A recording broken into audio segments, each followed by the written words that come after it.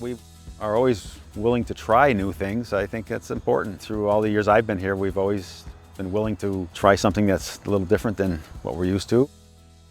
My name is Steve Bankson. This is Cold Springbrook Farm. We're in Berlin, Connecticut. This is a family farm. It's been here in our family since 1910. Changed a lot over the years. Right now it's vegetables and also greenhouse business.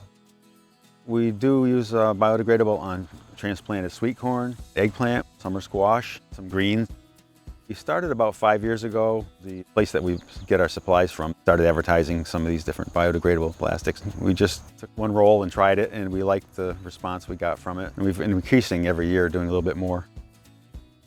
I see very little difference in the price of the regular poly film in regards to biodegradable. We probably use 10 rolls of the biodegradable film this year, and we would normally be using 20 rolls of the regular poly. At the end of the year, we're not paying for the labor to pull it all up. That really helps. Shuresh Ghimire, Assistant Extension Educator, Extension Vegetable Specialist at UConn Extension. Farmers are among the first to feel the consequences of climate change. Crop production, especially outdoor, is heavily based on climate variables like temperature and precipitation. This row of biodegradable plastic molds is a trial under one of our projects, the CPPM, which is a USDA-funded project where we are trialing biodegradable plastic molds.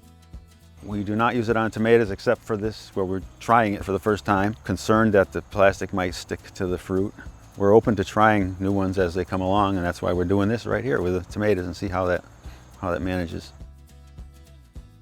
Any technique that's going to modify the microclimate to help with the crop growth is going to help growers to deal with the climate change. And biodegradable plastic molds is one of those technologies.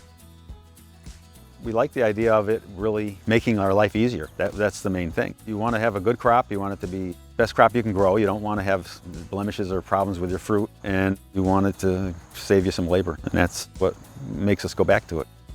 The plastic goes down at the same rate that the regular plastic goes down at. It doesn't slow us down or hamper us in any way. We found that once you get used to using it, we can just drop the machine and go just like the other plastic.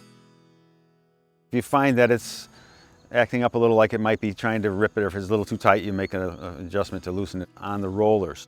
When you let those rollers stay tight, it keeps tension on the plastic, and this plastic doesn't like that, so it has to go down a little bit loose. It still gets down, it gets covered over, and it works, but it's not as tight as you would use like for embossed plastic.